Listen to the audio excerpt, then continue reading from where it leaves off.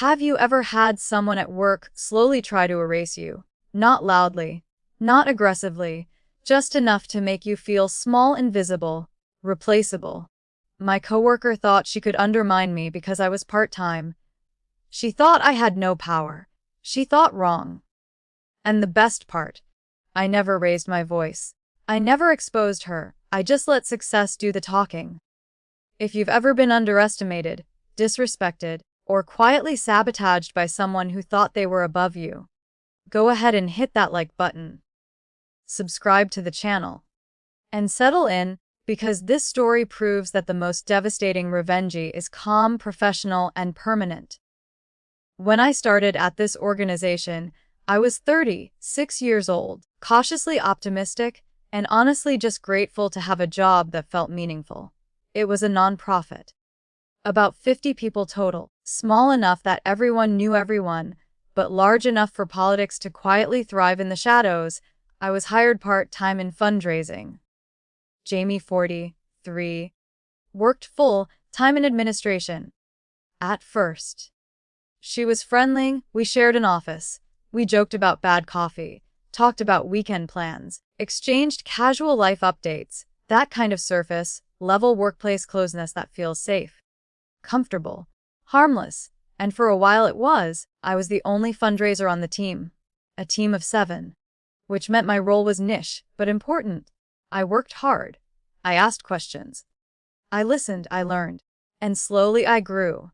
About a year ago, something changed. I couldn't pinpoint it at first. It wasn't one big incident. It was a pattern. Jamie started leaving me out of meetings. Important meetings. Fundraising-related meetings. Meetings she had no reason to be in, and I absolutely did. At first, I assumed it was a mistake. I sent polite follow-ups. Hey, just checking, was there a reason I wasn't looped into that discussion? She'd smile. She'd nod. She'd say, "Oh, of course, totally forgot. Next time." There was never a next time. Then it escalated. Jamie started handling budget documents. And the numbers, they were wrong. Not slightly off, wrong. Wildly inappropriate, unrealistic projections, overblown expectations, numbers that would have embarrassed us in front of donors.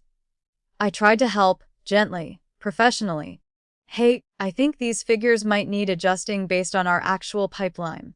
She resisted, every time, dismissed me, talked over me, or worse, ignored me completely. And then came the meeting. We were all sitting around the table. Leadership present. Stakeholders listening. Jamie confidently announced a set of fundraising numbers that were, frankly, fiction. My heart started pounding. I felt that familiar heat crawl up my neck. That internal debate, do I speak up or let this crash and burn? I chose professionalism. I smiled, and I said calmly, "Just to clarify, we're still in discussions around those figures, so there may be some movement there. That's it." Neutral. Measured. Non-confrontational. Jamie turned to me. Her face hardened, and without looking at anyone else, she leaned over and whispered something cruel. Something sharp. Something meant only for me. My stomach dropped. I remember thinking, she did that because she knew she's thin. Here's the thing. Our boss. Checktackle. Conflict avoidant. HR. Basically non-existent. And me, part-time, lower status, easy to ignore. I started dreading work. That quiet anxiety. That feeling of being watched, undermined, slowly erased. So I did what a lot of people do when the system fails them.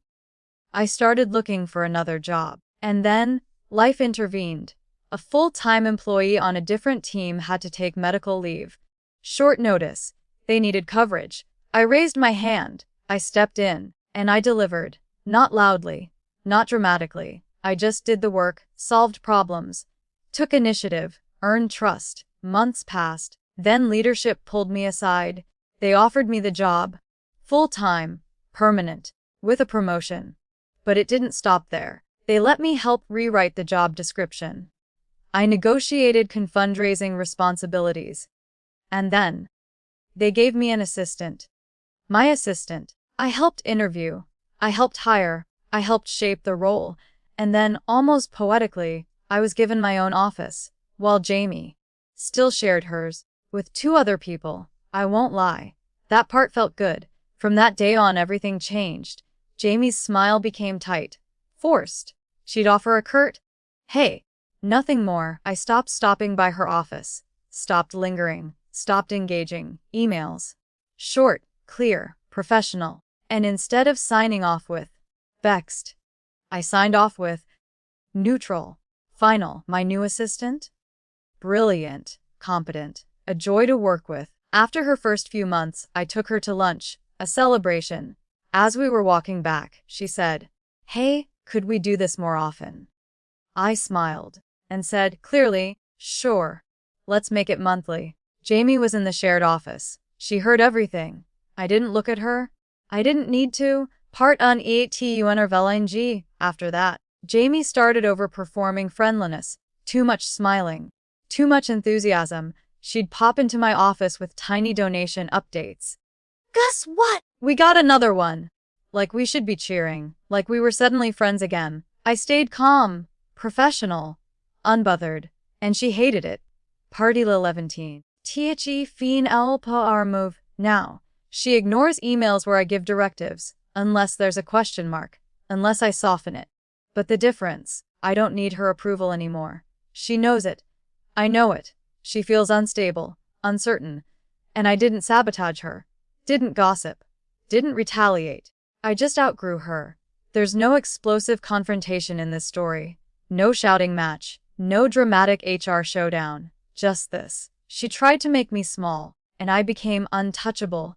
She tried to control information, and now I lead. She tried to intimidate me, and now she watches her tone, her posture, her place. And the most satisfying part, I didn't change. She did. Some people don't want collaboration, they want control. And when they lose it, they panic. Karma doesn't always come loud. Sometimes it comes quietly, with a promotion. If this story made you feel seen, hit that like button. Subscribe for more stories where patience beats pettiness, and tell us in the comments. What's the quietest, most satisfying revenge you've ever witnessed? Because sometimes, the best revenge isn't loud, it's lasting.